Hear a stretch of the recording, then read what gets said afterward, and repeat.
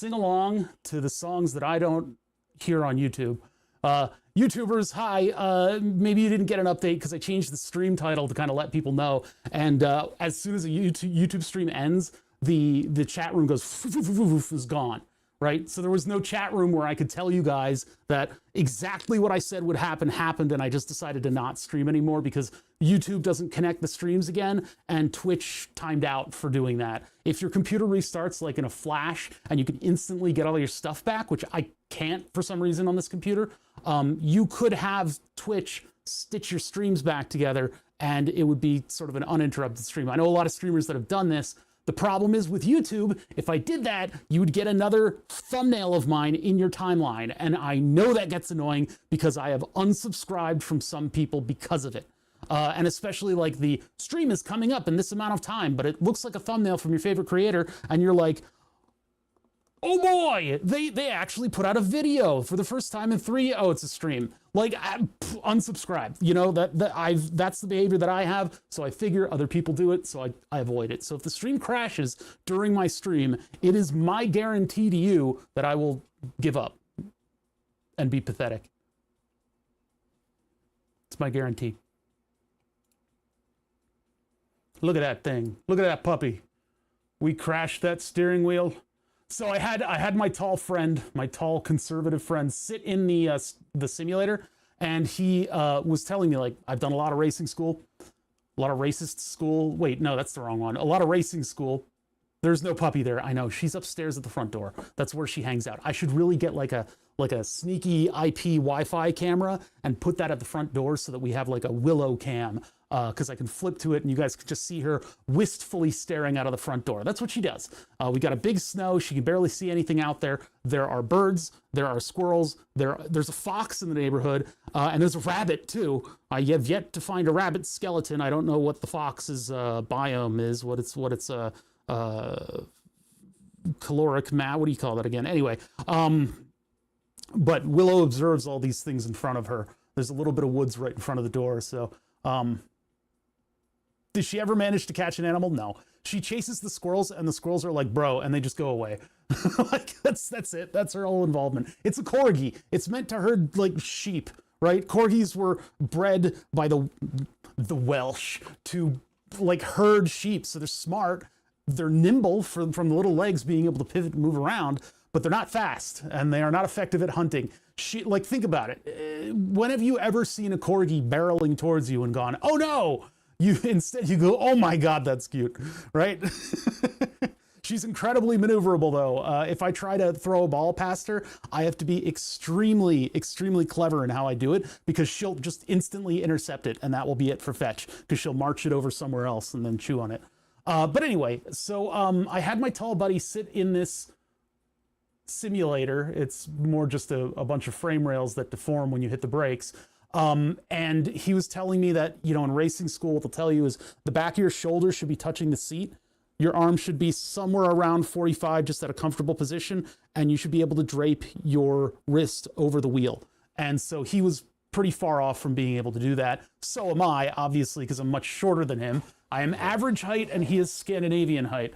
So he's much taller and thinner than I am, which is another thing that I freaking hate. Why can't I be tall and thin? So I think what I'm going to do, if I can accomplish this, is move this from the outside of the rail to the inside of the rail. But then I've got the wheels here on the corners. I think I'll still be able to move it to the inside of the rail. That height will be non-negotiable, and I'll have to figure out. I think what we'll need to do is do a hashtag AutoCAD ad stream where we do some CAD stuff. And I want to make a little like insert for these two angles so that I get it right. Like if you could see from the other side, there's a big gap down there from my friend hitting the brakes really hard. He was saying like, you basically want the brakes to be a cement wall. I don't want the brakes to be a cement wall because I find it funny to have like a braking master cylinder. Like your brake lines are not that good. And I want everything to be a luxury car and not like a super duper high-end racing specific like frame, right? That's what everybody does. They build these race cars with their force feedback setting. They have all the force feedback going, like racing around, going as fast as possible. And that's just tiring to me because I put too much effort into my race lines and stuff. And I don't know how my friends are so just easygoing about that kind of stuff. All right, let's get auto find and activate our YouTube comments. There they are.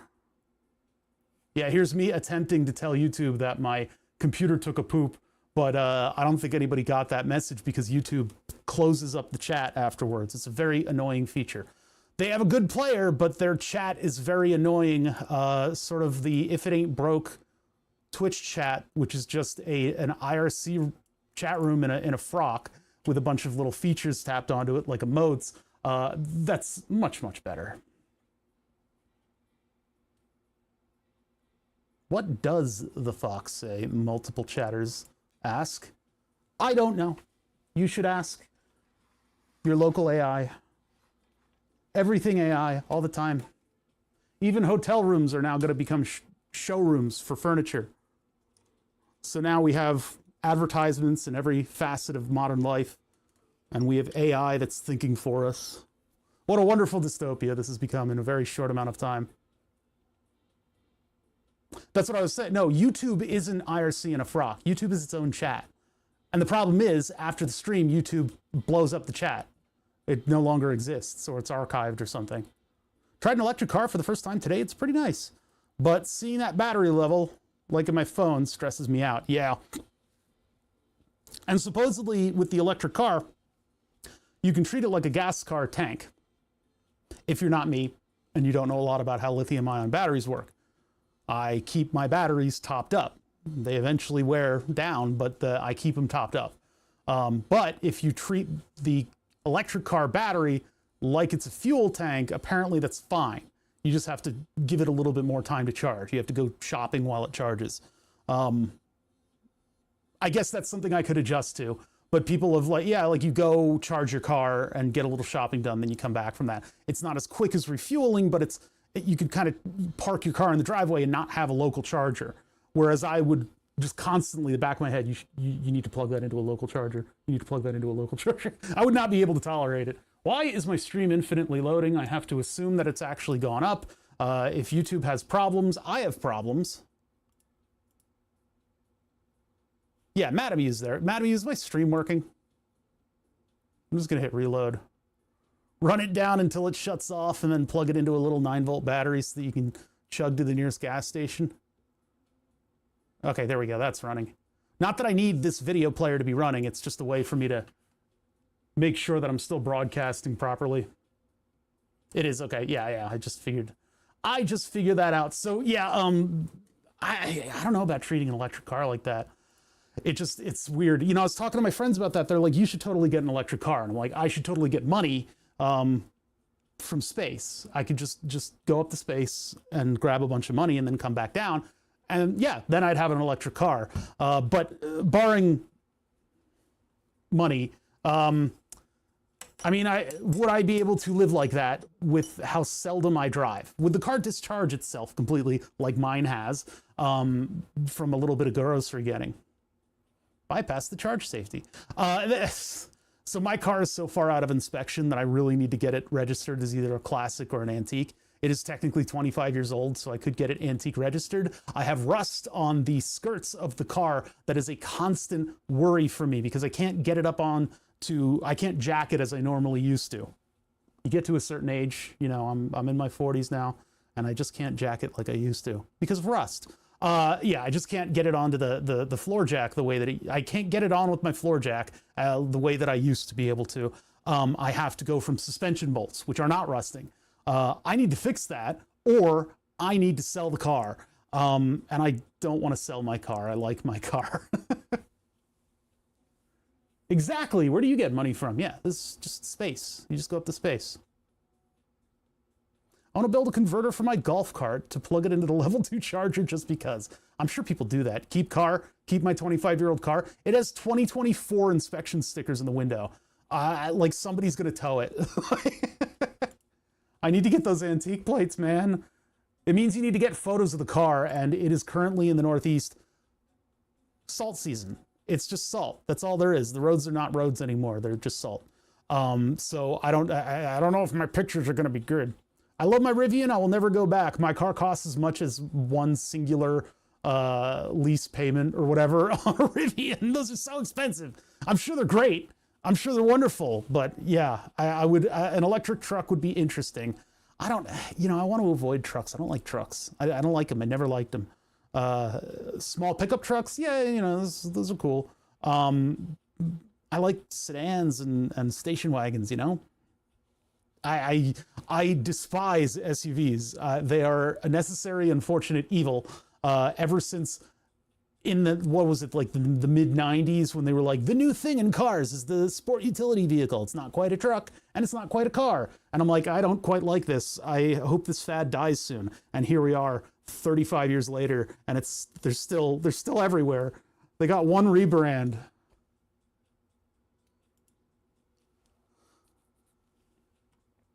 My only complaint is the RIT doesn't have a full cab, so the back seat's just a little cramped for adults. And then the alternative is my car, where you've got full front, full back, and a full tailgate, and it's one person driving it around. So, you live with the shortcomings.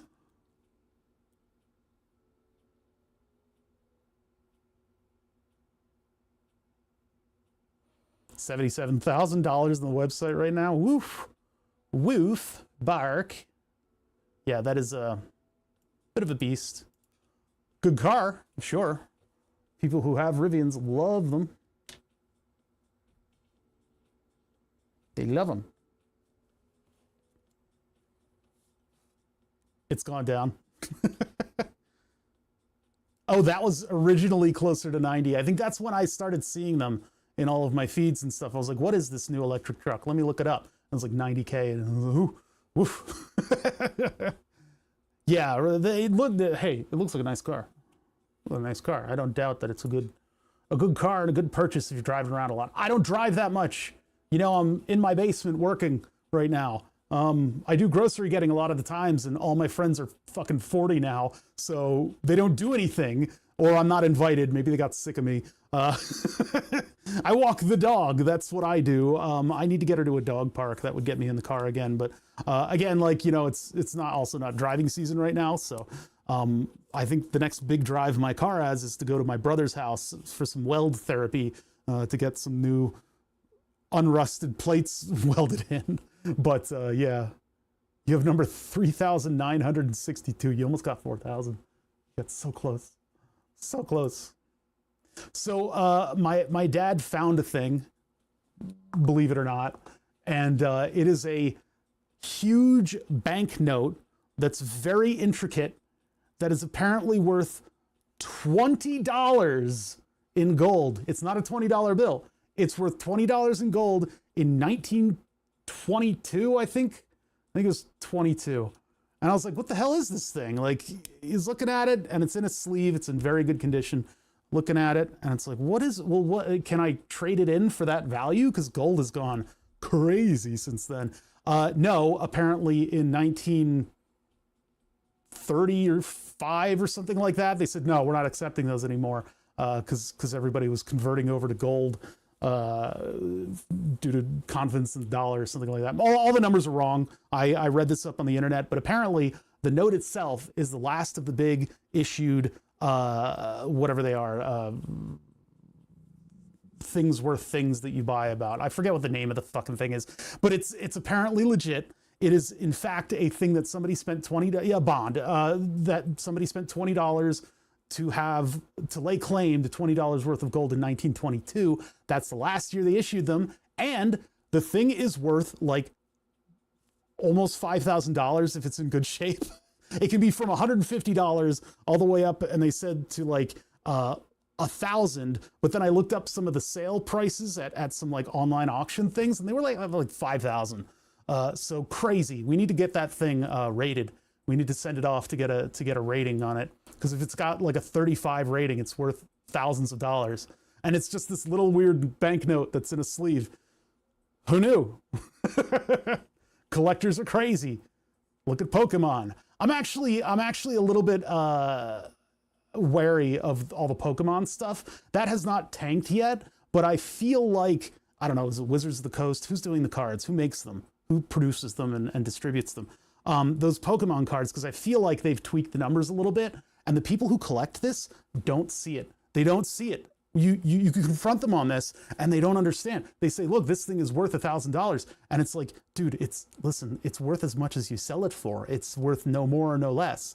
And so if everybody has the cool cards and they can't unload them, maybe it's not worth that much. And they're like, no, but on the website that rates how much they're worth, it says it's worth a whole lot. And I'm like, you guys don't understand how this stuff works.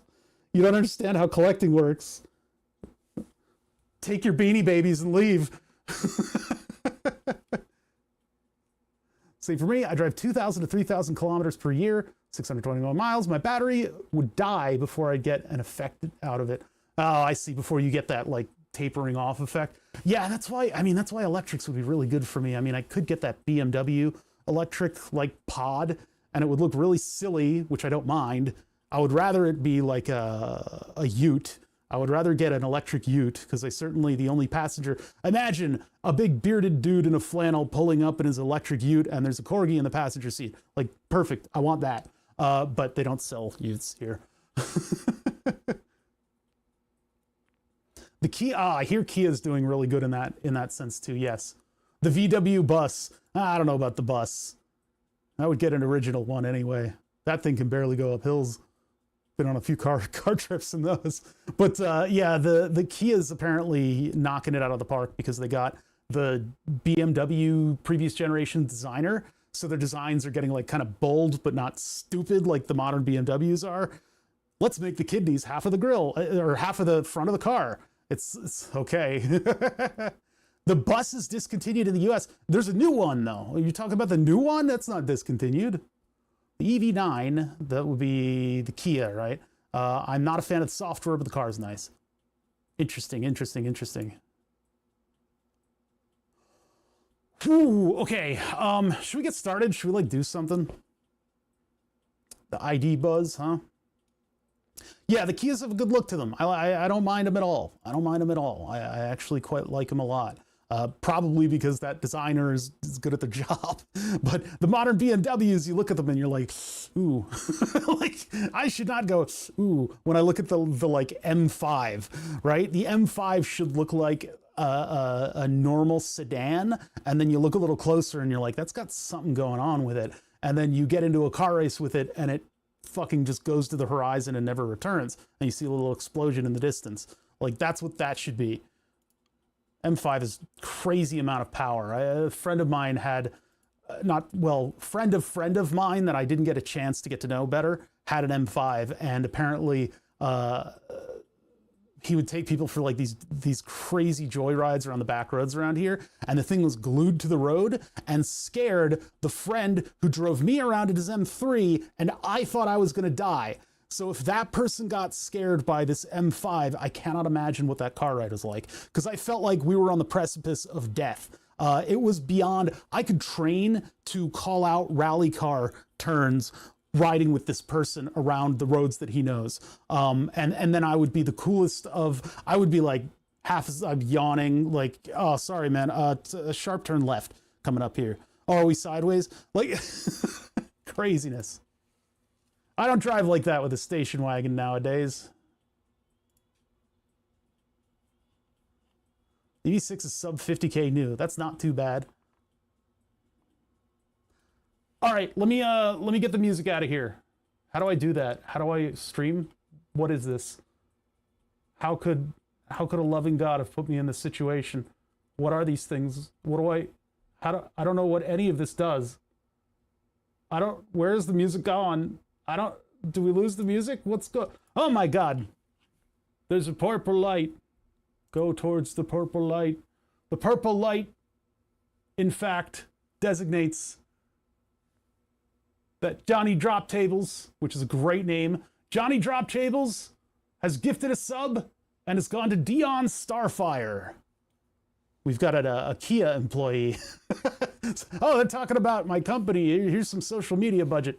Thank you for the gift sub. I really appreciate that. Johnny Drop Tables, which is that's an XKCD joke. It's an old one, but it's one of the best. Did you get full comms with the shifter? Yes and no. So let me bring you guys. Did I not just hit the button? There it goes. Let me bring you guys up to speed with what I've been doing. Yesterday, after stream crashed, so if you didn't get that earlier, stream crashed. It crashed exactly in the way that I said it would. I said, I'm probably going to hit something like one of these wires, and it's going to jiggle the USB cable, and the USB cable jiggling is enough for my computer to go and then die. And in fact, in that very moment after, when I was moving something onto the shelf with my elbow in the middle of the screen, I bopped a USB cable, either with static electricity or something else, or the microphone voltage went through my sweat, I don't know, and the computer went, and then I heard out of the speakers, and I was like, oh no, I hope I'm not broadcasting that, because my computer just didn't stop, and then poof, everything went down. And I said, well, what do? I went over to my other computer. I told Twitch that the stream had gone down. I went to tell YouTube, and the chat room is gone, because that's how YouTube works. And so I wasn't able to tell them that stream had failed. And then by the time this computer comes back up, it was too late for Twitch to strip this, to stitch the streams together as it does.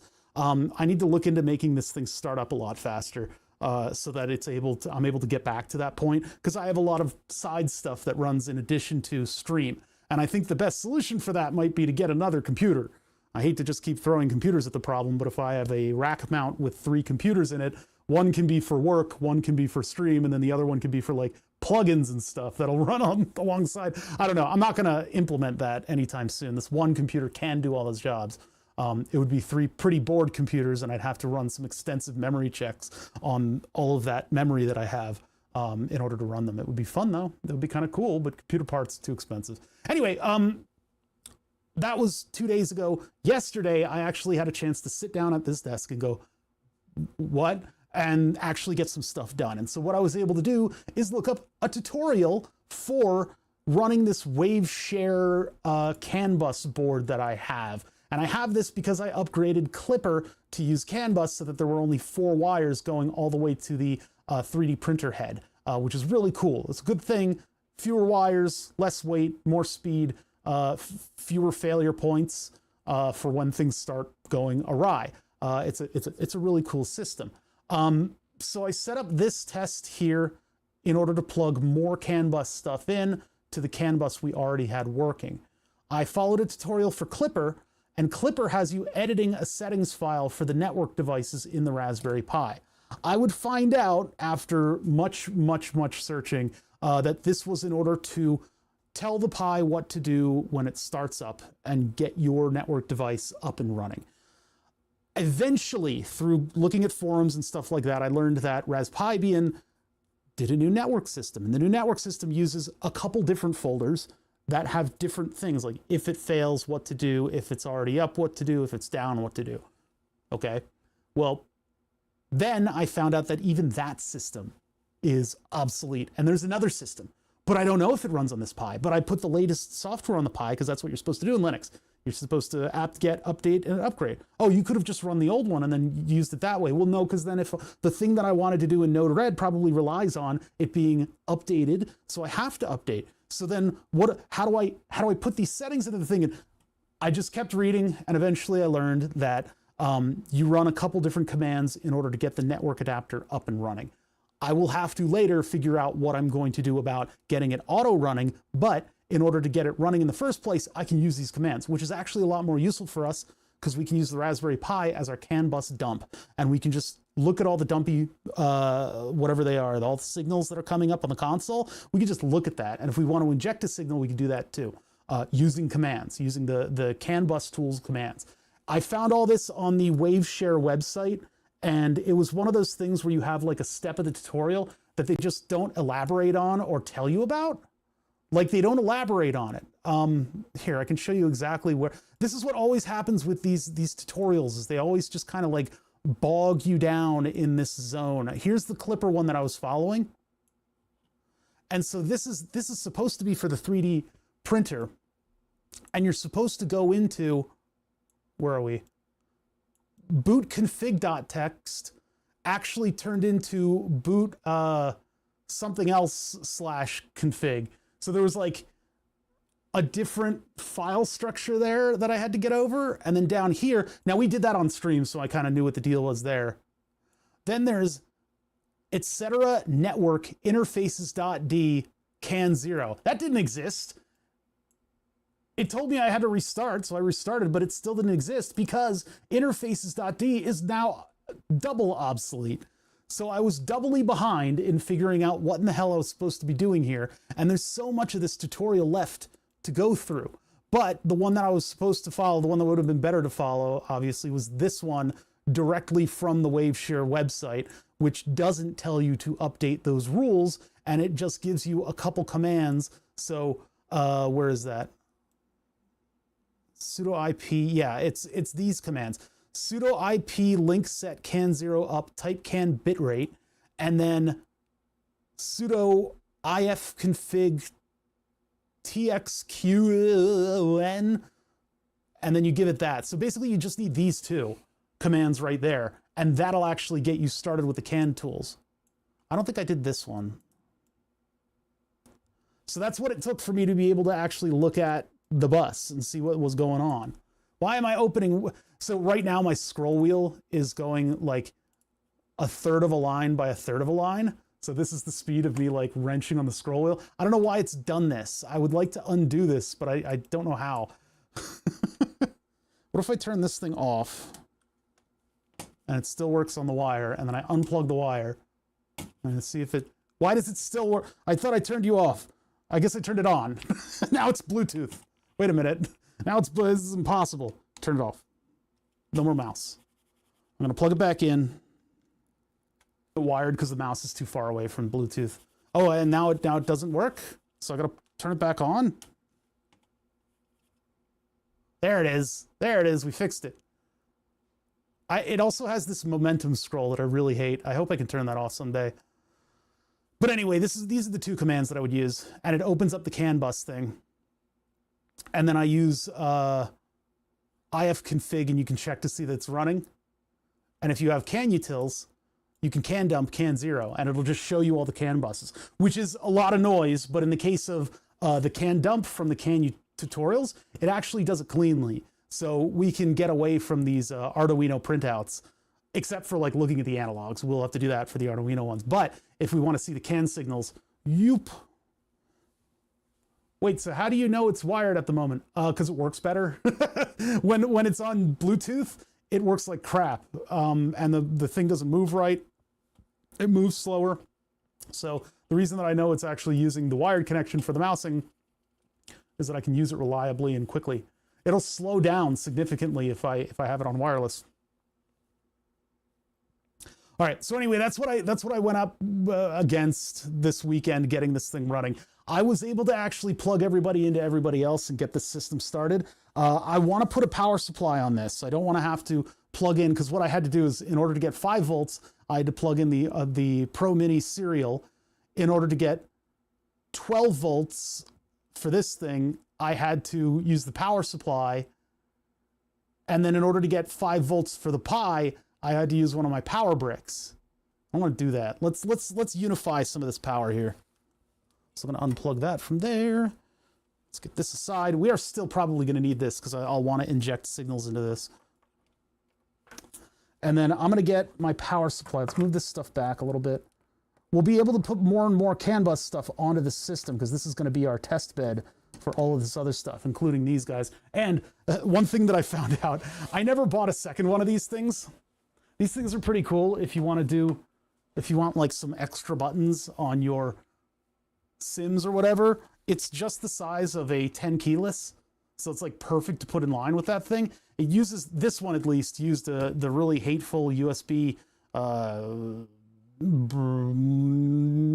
micro, yeah, that's the one. It used USB micro, which broke off, right? It's broken in there. So we're going to convert this to be a CAN bus device, but this is meant to be like a rhythm kind of thing. It was meant to be like keyboard and rhythm, but I've got all these like knobs and buttons and crossfader and stuff, so we can definitely use this in the setup. And I think these light up. I've never seen them light up. I think they light up when you press them, so they're meant to be connected. It says it's a MIDI device, but it has just a USB. I don't know what that means. I miss my momentum scroll. I hate it. I hate it. we're going to take this apart and we're going to do the same thing that we're doing with all this other crap that I have sitting at the top of my desk here. We are going to make it into a CAN bus device because it would be perfect to have just all of these controls that I could get to in the sim setup. The electronic scroll wheel brake always breaks within a few weeks on every Logitech MX mouse I get. I ended up reverting to an old G mouse. So 3D Connections sent me the mouse and the 3D Puck mouse for free through my AutoCAD affiliations, right? They got to us through the AutoCAD affiliation. They sent me this stuff with no pretext at all. They just wanted people to see them in use if we like them or not. I do love my 3D mouse. I would not suggest you go and buy one unless you really, really need to do walkthroughs on 3D models with clients. This is also really great for Kerbal Space Program. But other than that, these collect dust. I have one on the shelf. It's collecting dust. It might make it into the simulator setup at some point just for sharts and gargles. I think that would be kind of fun. It is nice in CAD. Like, you can get used to using it in CAD. I just never do because I jump into CAD. I'm just using the mouse to do stuff. The mouse itself, this is a good mouse. It's got a good weight to it. It feels expensive. Is that heavy? Yeah, then it's expensive. Put it back. But yeah, it's got the metal border that loves static electricity. I have given this thing doozies of static shocks. Here in Pennsylvania, it gets cold. When it gets cold, it gets dry. And when it gets dry, I stand up out of my chair and that piston expanding creates just this miasma of static electricity that I then take over to this mouse and I spark it hard enough that my finger hurts for a little while. That static did not take out the mouse. The mouse worked perfectly fine. What it did do is it reset the settings of the mouse. So that's when the scroll wheel goes to doing just like a third of a line at a time. A very frustrating phenomenon. The momentum scroll I hate, the middle mouse button I hate. I have not configured this with the software. If I had, I probably would be having a better time with it. But I haven't gotten to that yet. I just use this as mouse, and you know what? Plugged in, love it. I don't mind having a cable. I do mind having a cable actually, but I don't like recharging mice. So if I moved the Bluetooth modem to here, if I got a little USB-C Bluetooth modem and I plugged it in right there, I probably would have a better time using this wireless. And maybe I need to look that up. Are those expensive these days? Or probably not. What's up, Wiggleheimer? So what I want to do is get this thing running independently on its own power supply. And for that, I just have a brick supply that I converted into being a, it's like a normal computer power supply that I converted into being a small PSU. I was going to look for the one that I could mount on a DIN rail, but I didn't find it. I don't know where it is. I'm having trouble finding stuff in my shop, even though I've taken my shop apart and put it back together several times this week. I prefer wired mice, except when my cat gets behind my desk. Sounds terrible. The cat's in the cradle, so to speak. And the silver spoon, little boy born, the man on the moon. When they're coming home, let them down, no man. We'll get the good deal. I have a whole box of power supplies back here, and this one is a previous one that I'd modified. I've also got a 500 watt 12 volt power supply. We're not going to need that much. I have a 24 volt current booster. What this does is it charges up some huge caps so that your industrial equipment can suddenly use all kinds of current. This one converts, what, 48 volts to 24 volts. That would be kind of useful. These are all the weird industrial supplies I have, but I think this one will do. This one will do. It's not a weird voltage. We've got 12 volts and we've got 5 volts, and I think that's all our system's going to need because we're doing automotive. She's a menace, but at least she's cute. You know, the precocious pet is the best kind. I'm going to get a power cable for this thing. Unless there's one already plugged in. I don't know what all this stuff is. I don't think the top cable is the computer anymore. I think that one's fine.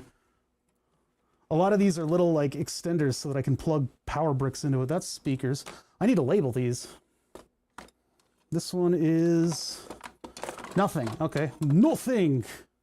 That one can just become an adapter. You are the light. Now that one's the light.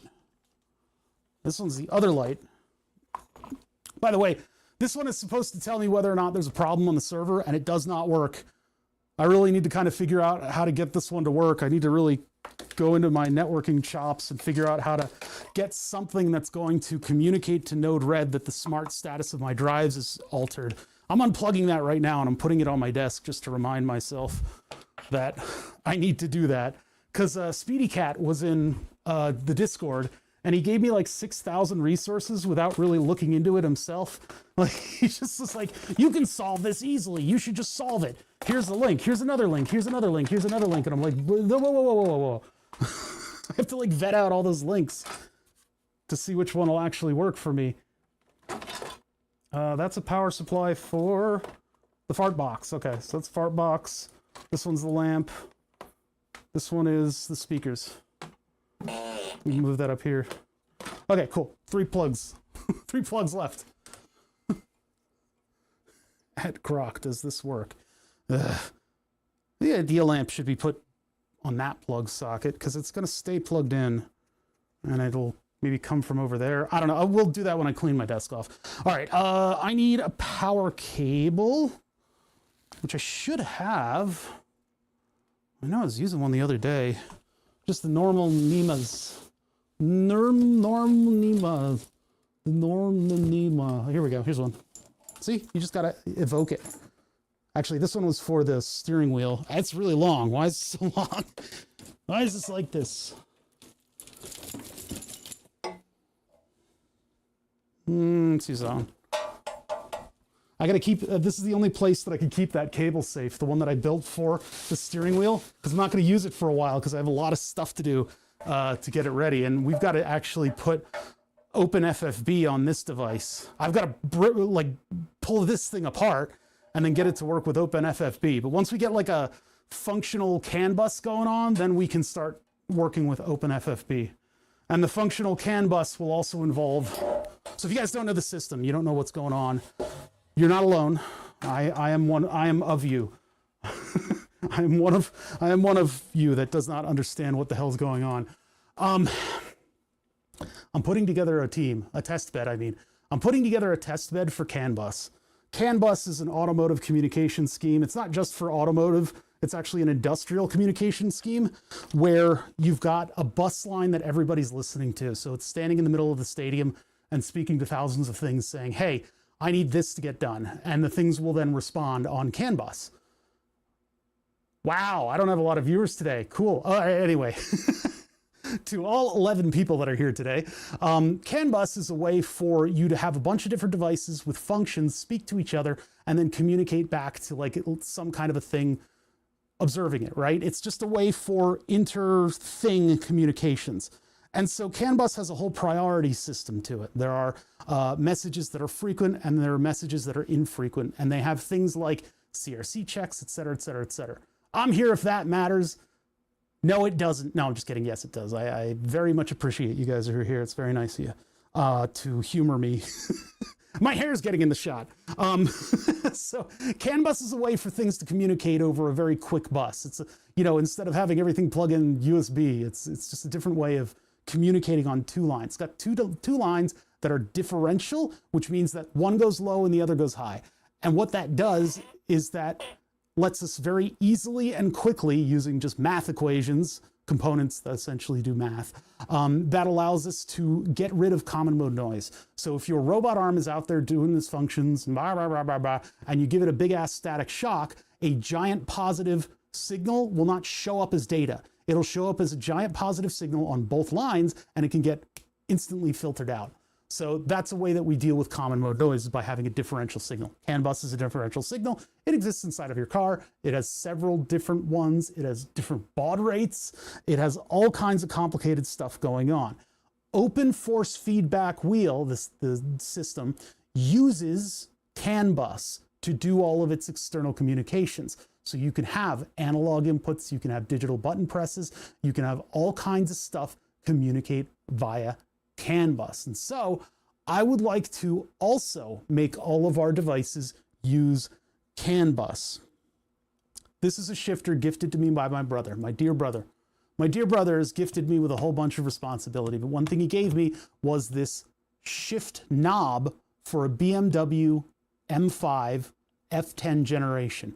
This speaks 500 kilobyte per second CAN bus on two different lines. So it's got two pairs of lines that speak CAN bus. So if we speak to this, we can start to get our test bed going. 500 kilobytes per second is sort of the faster automotive communication. And so I want, in turn, oh, you just missed it, that one red. Kind of got to move that back into the shot a little bit. I, in turn, want to be using that CAN bus. I also want to be able to configure and reconfigure the vast multitude of inputs to my liking. And so it stands to reason, after talks with Flatulent Gonad, don't blame him for this. This is my own machination that I think he's tried to steer me away from. But my own personal machination on this thing is that if I can get CAN bus on the Raspberry Pi, which is fairly common now because of 3D printers using CAN bus, need more inputs. There are just so many buttons and switches. This is illuminated, by the way. The ejector button, that's illuminated, so we can get direct control of that now. This thing is missing a USB plug, so this will get converted into CAN bus as well. There's just so much sitting right here. And I've got to figure out where I'm going to mount all this stuff. But anyway, in the meantime, oh yeah, and then this throttle that has 10,000 different things on it. So anyway, in order to get this party going, I'm starting with a native CAN bus automotive device. I'm not going to have a lot of native CAN bus automotive devices. It's going to be 2 in the whole system. But the CAN bus will allow me to communicate with OpenFFB, the open feedback board. So the feedback board will plug in via USB, and it'll be able to do all of the weird force feedback stuff that I needed to do on the wheel.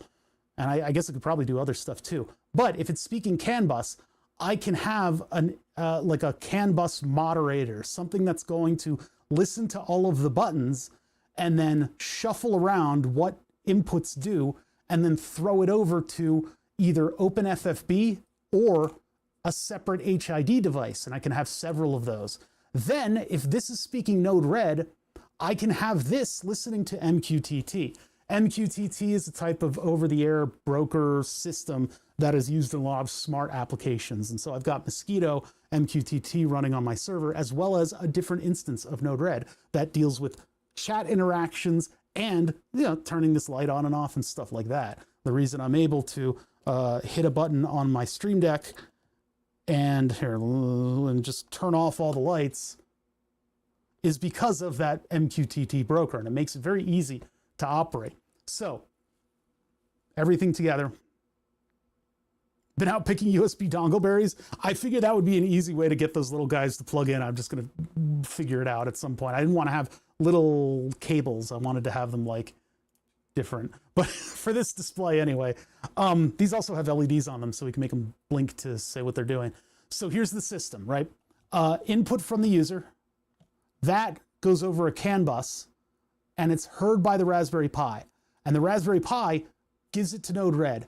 Node-RED has a flow determining what that input does. If I need to scale it, if I need to have it do something weird, if I need to have it do multiple things, I can do all that in Node-RED. It'll just do a Java flow until it gets to the output, where this will output a CAN bus packet that will be listened to by the HID devices or OpenFFB and do the interaction. Or it'll trigger something in MQTT that'll make something else happen. Lights on, lights off, right? That's what I'm envisioning. It's basically putting everything into Node-RED and then letting Node-RED shuffle the cards and then deal them out again. I need to figure out a better way to explain that, because there's a lot of hand waving, me going like this. Well, I assure you that this will work. The thing that'll kill it is if it's slow. If I hit a button and that Node-RED flow takes a little bit of time, I don't know if it will be. We've just barely gotten CAN bus running on the Raspberry Pi. So what we're going to do now, I'm going to try to put one power supply on this whole thing. So I flip the switch, everything turns on at the same time. It's been kind of frustrating having to plug in 7 different things in order to run all this stuff. And this is still a proof of concept. I don't know if this will work. I don't know if it'll work. So I need like a larger piece of poster board. Or I just keep it as a bunch of different devices. I think I'll be happier if I'm able to mount this to something. Yeah, let me get a bigger piece of poster board. Hold on, I'll be right back. I just gotta find a poster board. There's a bunch of it sitting behind the scrap pile. Ah! My ears. Nope, I don't have anything big enough. Okay. Nope. Nope. Nope. Okay. Never mind then. I mean, putting it all on a block of wood maybe, but okay, let's just get it hooked up. Let's get power hooked up to everybody so that we're not blowing things up. The only problem is getting power to the Raspberry Pi. It has a 5-volt pin, does it not? And I know you need 5 point something, but I'm just going to weather those warnings.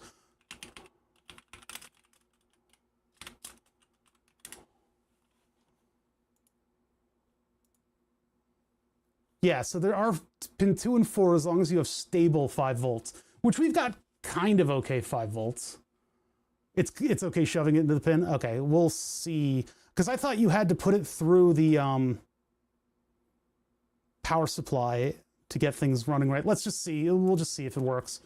And then chat will, of course, know the right answer after the fact. All right, get these out of here. I guess I'm going to find some long, I guess jumpers. Jumpers will be okay. Yumpers. Yumpers. This is all in an effort to make my desk a little bit more organized than it has been, while also displaying all of this simulator stuff. I mean, geez, what, $800 worth of joysticks that were both bought secondhand. This one says laser pointer fire and laser arm. I'm not going to use them as that, but they are labeled as such. 1, 2. There's a double trigger on this. Dude. Ah, it's so cool. This one's metal. This one's plastic because it's a left hand. Yeah. And when I'm able to put an up-down on this one, then I'll have all 6 axes because I'll have the foot pedals, these 2, and then the thumb up and down. And these are all, the problem is these are all 1s and 0s because this thing has a shift register in it. So was it used to control a military laser? I think it was on sale for, I think the eBay account was for a college. So I think it was like a capstone project of some kind. And they bought an $800 joystick in order to control some kind of a laser, which sounds cool, but when you kind of know how capstone projects go, it probably wasn't that cool. Before Thrustmaster became Chinese, did they? I mean, the T5 5 million, whatever that joystick is, that's a good one. The ones they're producing now are all based on that T5000, and that's not a bad joystick. It's not this. This isn't necessarily a good joystick. Also, how's it going, Murder Bits? Haven't seen you around for a while. Murder Bits is the reason there are a lot of underscored names on the board. Which, by the way, we have made room for the board. I will be able to work on it once again. But my brother, my dearly beloved brother, may he rest in peace, brought me this, well, rest in peace in the future because I'm going to freaking kill him, because he dropped off an entire BMW car seat, a BMW F10 M5 car seat. I still have the Mercedes steering wheel, and I still have the BMW pedals down there. And so I'm putting it all into hundreds of dollars worth of frame rails. This whole thing needs to be moved back a little bit, but I bought the electronically adjustable steering column from a Mercedes, I don't know, S something or other. I don't fucking know. I need to attach the motor to it still, but this is electronically adjustable. This is electronically adjustable. So I can give, if I get my Node-RED thing that I just described working, I can give Twitch chat the ability to adjust my seat and turn on the seat heat and all that stuff. I don't know if there's seat heat on that heat. I think there is. It's not the same board. This project is huge. I know. I told you guys that it was a lot of responsibility that he dropped off on my door because the previous steering wheel would clip to my desk. This isn't the same board. We've upgraded the control panel quite a bit, and I've done a lot of changes in 3D prints, but there's still a lot of stuff to do. I have to do the wiring and stuff to it. So we got to get that running again. It's been years since I've gotten it running because I've completely burnt out on the project. What could go wrong giving chat the ability to control stuff? The way that I envision it is that chat will be able to start moving the seat however much they want, and I have to reach for the seat control, which is why I bought this seat control, and just cancel it and move it back. Yeah, same way you eat an elephant, one bite at a time.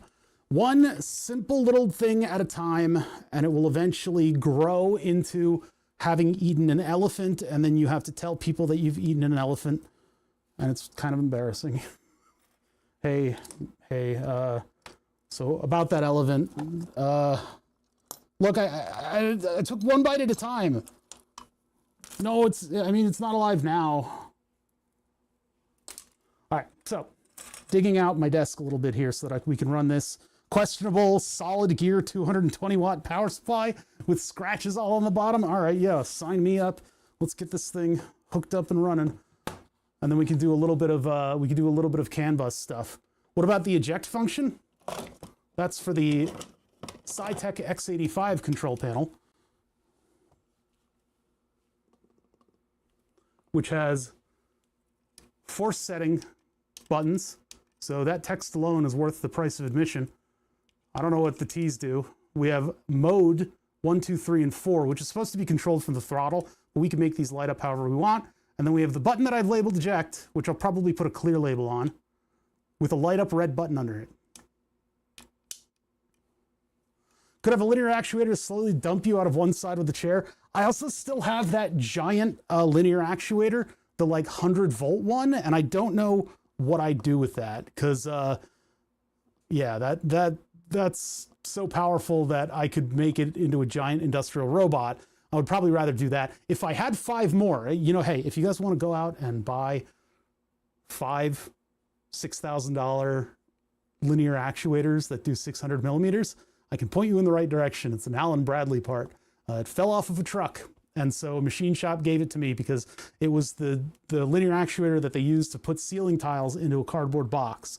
So they had all this control over the force and the you know, torque or whatever, all the pressure that it would instigate into pushing these ceiling tiles into a box. When they were unloading it, it scraped up against stuff, and so they replaced the motor. I don't operate like an industrial operation. I don't mind if there's a couple scratches on the linear actuator. But they were like, hey, do you want this? And I'm like, yes. Like, you don't say no. Like, oh, you do electric stuff? Yeah, here, you want this? Sure. And now I have this 600 millimeter linear actuator that costs as much as the sun, and I don't know what to do with it. I just don't know. I don't know what to do with it. A project will reveal itself one day. Oh, and I went and I bought the $500 controller, so I'm able to actually do something with it. All right, so let's get all the power lines out of here, and we'll redo the power lines to everybody.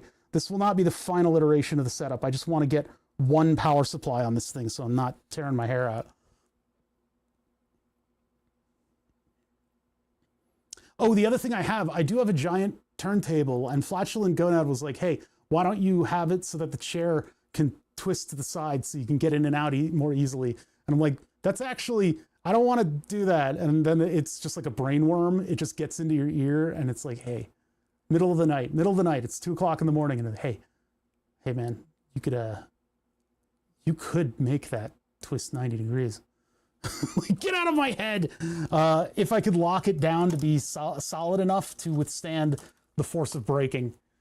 Because like my friend said, you want the brakes to feel like a brick wall. I may have to get a different linear actuator for it too. Should I tape all this stuff down? Well, but then this moves around. So, all right, so I need jumpers. We'll just do temporary jumpers just in case this whole thing explodes. I'll eventually put this on some kind of a board. But yeah, if I did use that big rotary table that I have, what I could do is have the chair rotate and then like lock into position with something. Because I don't think those you can have a linear actuator push it so that it moves 90 degrees, but I don't think the linear actuator is going to really like be solid. Unless I buy a really nice one, which I'm not going to do. This is a DuPont connector. I need a jumper to jumper. Boy, this bin has gotten out of hand. And I kind of want to color coordinate these. I want these to be color coordinated. So yellow is 12, red is 5. I just need to find a consistent long, there's a long red. That's our 5 volt. This is like the most random of processes. You just got to pull it one hair at a time. That's a short yellow. I don't want that. I want a long yellow. There may only be one long yellow in this kit. That's a short. Or this might not be the longer lengths. I bought a bunch of these and then I shelved them.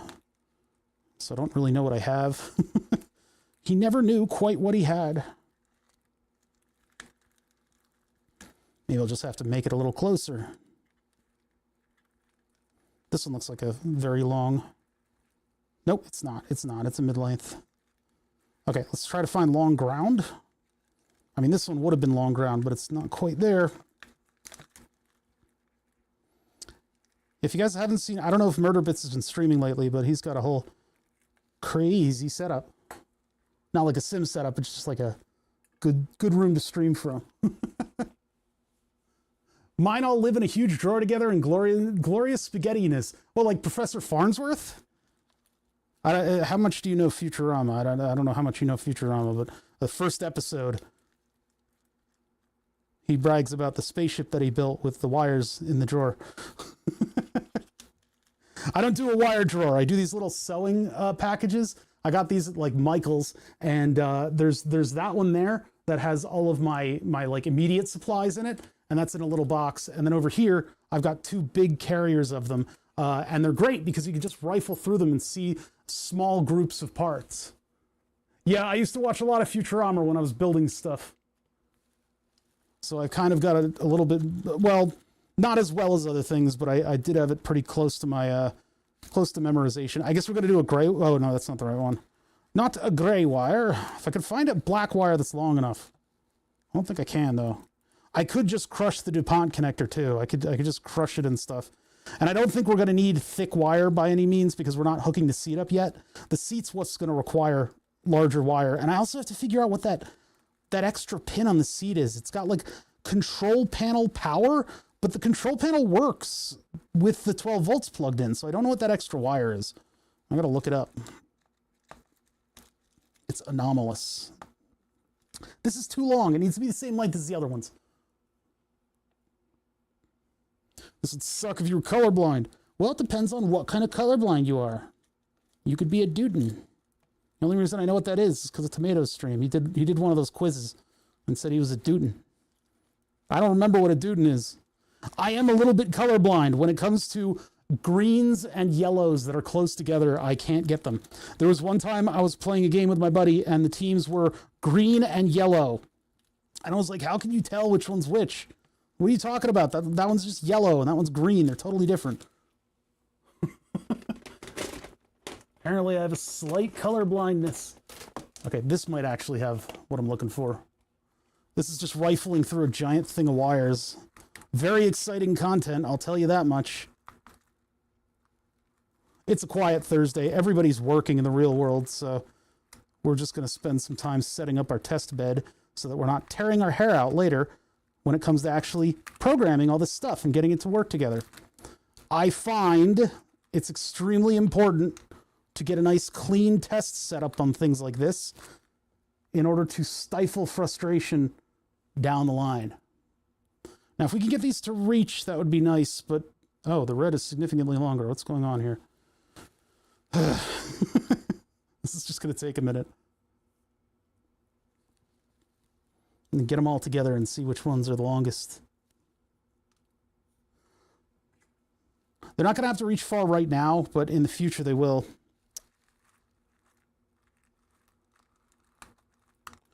It is that season out, huh? I'm both sweating and cold, but not cold sweat. It's a normal warmth sweat. This is, oh my God. Okay. All right. You go over here. Out of the way. Out of the way. We're not thinking about that anymore. Come back over here. Production is the best test. Yeah, well, this is temporary unless it works, and then it's permanent. All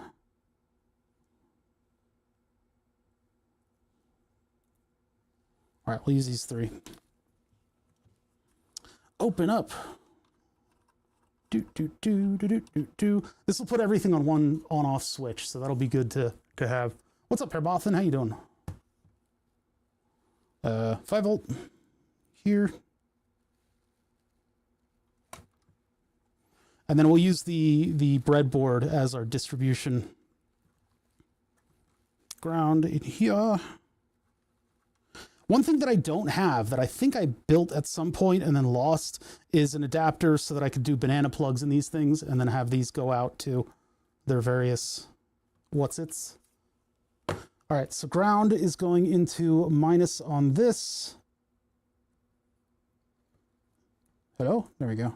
Positive 12 volts I'm putting to just this row right here, where I've designated my 12 volt distribution.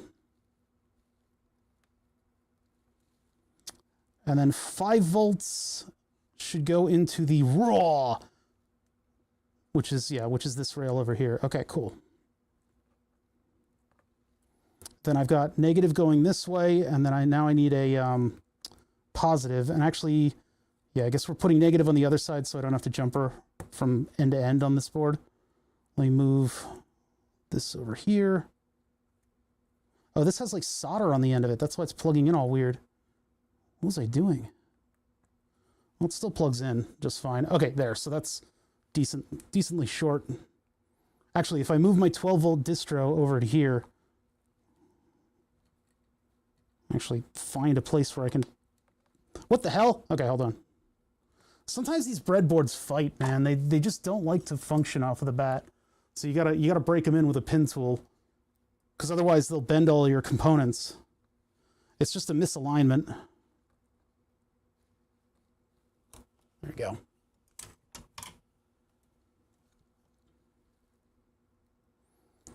Yeah, and then now it barely grips. Great, great, good engineering. Well done, Bother. At some point, I'll probably have to make a little wiring harness for this thing. I don't know if this will end up being used in the final simulator. It could be the get out of chair control, you know? Go doot doot, and then the chair goes near. I don't know if I'm going to do that with the chair. I don't know. I don't know anymore. I just don't know. So yesterday, I got this thing working. So we will be able to see CAN bus signals fluttering about the Raspberry Pi.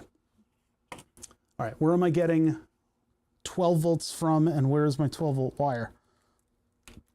That one is not acceptable. There's one, oh God, there's one back here. I gotta get one out of this giant thing.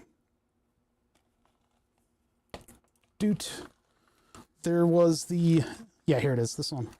This one will go over to the Raspberry Pi. Actually, wait, Raspberry Pi's 5 volts. I almost blew up a Raspberry Pi. I almost blew it up. I'm sorry. I'm so sorry. I need a red that has a pin on one side, no pin on the other.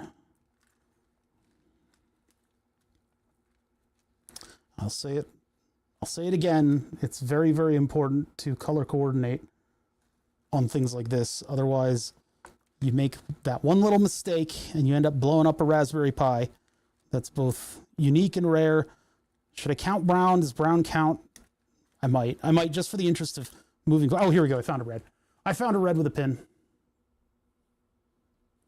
These Belgian style waffles with 30% butter and dipped in chocolate are so dang addictive.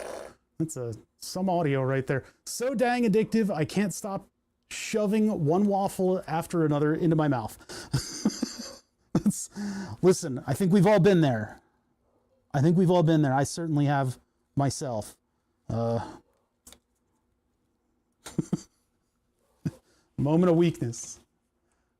All right, Will's barking at stuff. That's fine. That's okay. You know what I found? I found this the other day. I found the dog shocker. I found the thing that I bought off of the Amazon deal day, the dog collar that shocks. It's not charged, and it's in a bin, and it's all the way back there, and I'm not getting it right now, but I do have it. I could put that in the seat or the steering wheel of this system. That's too much information. Okay. I am looking for the pinout to the Raspberry Pi. So 5 volts is in the upper right-hand corner. Got to make sure we get that right. You missed it, Murder Bits, but in light of that whole situation, I did. Why is this one not? It just slipped right off of there. I did a bunch of streams where we made an electric dog collar, and it was for walking Willow at night. At night in this neighborhood, cars are still buzzing about. And so what I decided to do was make an electric collar, and we put 92 LEDs in it, 92 digitally addressable LEDs, and it ran off of WLED. And it looks awesome, but it eats batteries way too much. And then I stopped working on it, and I need to get back to it. I need to do a couple of like power on tests and then make a playlist of all the good LED flutterings that look cool. And then Willow will have the best night collar out of any of the dogs in the neighborhood. Sounds rad. The WLED does some really cool patterns if you've got any addressable LED strands, and you can like coordinate them in really crazy ways. I wasn't able to like fully utilize all of that WLED brings to the table. What we were able to do is actually get, what I'm doing right now is I'm just bending the tabs of this DuPont connector. And what that'll do is that'll let me, it'll make it grip a little better, because I probably shoved a multimeter probe into this and it probably bent it out. We need to, hold on, I need to calibrate. Set up, micro procedure. Herc. Okay, and we're back. Okay, now we've got better frame rate and everything. Where's the button for that? No. There we go. Yeah, it looks, the patterns look really cool. I don't know how visible Willow will be wearing them, but it would be nice to figure out what a couple of really good ones are and get that going. You can, this is easier to do if you're using magnification instead of a weird microscope that you built. But what I really want to do, and I guess maybe bend it down. There. So I just put a little pressure on that. That bends that down, and it'll give me a better connection.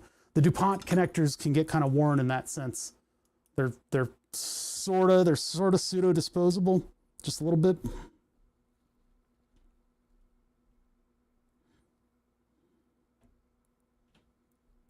There we go. Okay, so that should grip better. Actually, it's 5 volt ground, so maybe we could just plug everybody over here. I'll just put 5 volt and ground next to each other, and we will hope that this thing does not explode or stop working or anything of that nature due to the inrush from such a power supply. I don't know. I don't know if it will. It did not. I don't think it got me a ton of extra viewers. The controversy did not translate to science and technology or just chatting, which is what I joined. I don't think too many people were looking for new opinions on that one. Okay, so the Raspberry Pi we're going to get into with Wi-Fi. This is all now plugged into power. We've got ground going to the rail, and then ground going to the rail, ground going to the shifter, and then ground going to the Raspberry Pi, which I've already messed up. Hold on. We would have double grounded a Raspberry Pi. So let me move this to the 5 volt rail, which we've got coming from 5 volts over here, going to the 5 volt rail, which also goes into the raw power pin of the Arduino. We then have 12 volts, which goes to this row of pins right here, which goes to 2 12 volt lines going into this, and nowhere else. It doesn't really go anywhere else. I don't know what voltage CAN bus is running off of. I don't know what that is supposed to be. I guess it's wherever your resistors are, so I think it's running off of 5 volts. This is not 5 volt compatible, but I think the WaveShare RS485 board is. I didn't look that up, but I got communications on it anyway, so whatever. All right, I need these to stay in place, so what I'm going to do is I'm going to actually take advice from my friends and use blue tack instead. I have a special sticky stuff. It's like a clear silicon sticky stuff thing that I use to attach stuff to things, like I did with the power supply on the side of the table. I have some of that sticky stuff under there, but it's also walked itself down. I don't know how it did that, but I could use that sticky stuff, but instead I'm going to use the slightly more temporary blue tack, as was recommended. I'm giving it a chance so that when I pan it, when I say that it sucks, I know what I'm talking about. Blue tack isn't conductive, right? It probably won't particularly enjoy the heat of the Raspberry Pi, but it'll at least keep things somewhat stationary so that our lab bench setup doesn't eat itself while we're using it. Kind of an important thing. There is just dog hair everywhere, isn't there? Willow saw my buddy last night, and she was just smitten with him. She is in love with that man. Yeah, this isn't really going to hold it all that much. I have never seen my dog so affectionate as when I have a friend over. All right, so that should be good. So now we can plug this thing in to the wall, and if I turn it on, wait, off. Okay, there's off. It's not turning off the whole power supply, which is kind of an unfortunate thing about this miniature power supply. It doesn't fully turn off unless you unplug it, but I can have master power control over here. This annoys me every single time. I coil up these lines and I try to hang them on themselves and they just will not stay in place. They're supposed to be up there and out of the way, and they just don't. They won't do it. That's a piece of wire. That's not a twist tie. Damn it. Here's a twist tie. Yeah, we're trying to reduce the clutter here. And this system I will eventually be able to pull more and more devices into as we make them speak CAN bus. But for right now, this is just sort of a hello world. This is just sort of a, hey, I got this to work. So plug this in. There were some sparks I heard on that. Turn it on.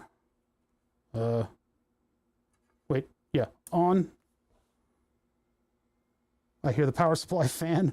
It's got a fan in it. That's going to be kind of weird.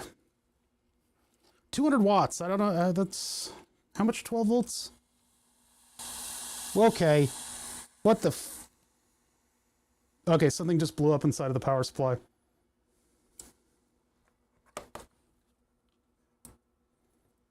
Something just blew up. Did you guys see the smoke coming out of it? It just went, and I was like, wow, this fan really works. No, that was not the fan. Oh boy. Shit. I can't do anything with it for a little while. Oh boy. Why did you blow up? You weren't supposed to be one of the ones that blew up. And I don't think this fan is that powerful to make a whoosh come out of the front. It went this way. What direction is the fan pointing? Oh, the fan's going this way. Yeah, that was probably things that I shouldn't be breathing right now. Did you guys see that? I mean, it wasn't terribly visible, but it was terrible and visible.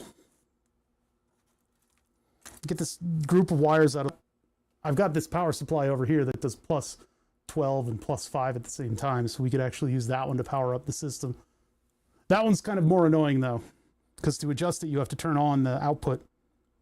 All right, we're now doing forensics on a PSU that's going to end up in the garbage in a minute or two. Got to melt my screwdriver here. Okay, this was set to 115 volts, so that was on the appropriate voltage. You really shouldn't take apart a power supply after hooking it up to 120 volts so quickly. But I'm an engineer, and I can do whatever the hell I want. So that's what you tell yourself, and it'll go on your gravestone as your last words. He said, fuck you, I'm an electrical engineer, and then he burst into flames. There's a vague smoky fart, and you guys heard the hiss. Good, good, good. Unfortunately, it didn't pop and send sparks everywhere, which would have been the cooler thing to happen, because then I would have gone viral. Do we ever use fuses when we do this kind of stuff? This thing came with fuses. It's got fuses. They're inside. What else are you going to need from me in order to come apart? Looks like not much. Yeah, here we go. All right, who did it? Which one of you? There's a vague burning smell, but it's very vague. Looks like that one's about to explode. The one on the front left is about to explode. He died as he lived, disregarding electrical safety. Yeah, there you go. I can smell it from here. The big caps are not the culprit. As I mean, they should be, but... Was it a transistor blowing up? My engineering inside of this thing is immaculate. I guess I want to save the terminals for another project, but... Nobody seems outgassed. Except, what is that capacitor doing right there? Did you touch? Is that why? No? And it went this way.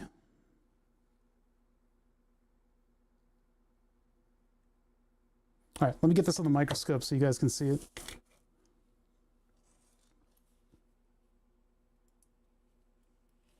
plug it in again and see what happens. I'm gonna go with nothing. These are the big guys at the very entrance. They're not too bad. This stuff is getting in the way. I don't know where I can put this to get it out of the way, but we just scoot it over here. Yeah, and I got a little bit of maneuvering room. All right, power input on this side. Big caps. Very tight wiring in here. None of these look blown up. There's the bridge rectifier. Some X caps or Y caps for smoothing. This is where all the magic happens. But nobody looks blowed up. And that was like a significant amount of hiss that I got out of this thing. Oh, that's looking a little charred. Better, it's just like that. And all the smoke came out of the front, not out of the fan. So I would assume that it's in the front end of this.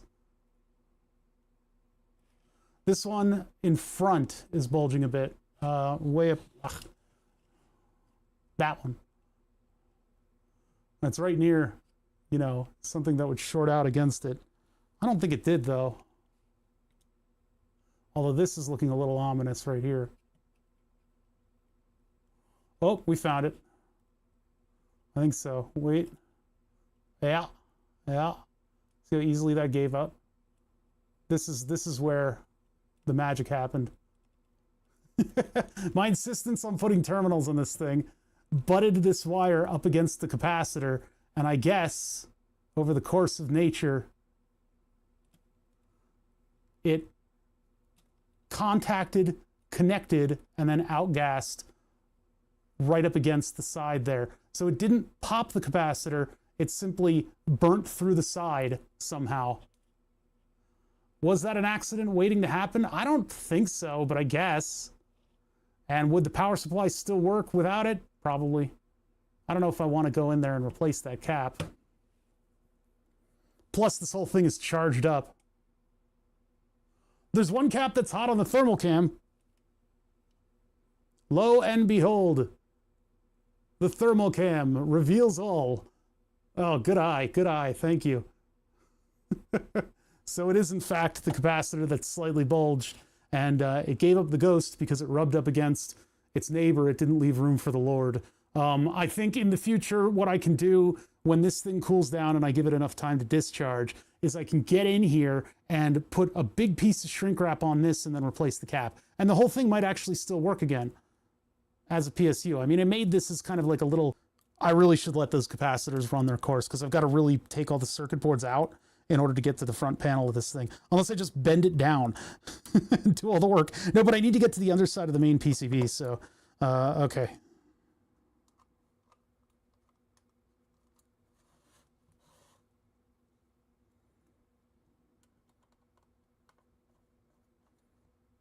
Oh, I have an idea.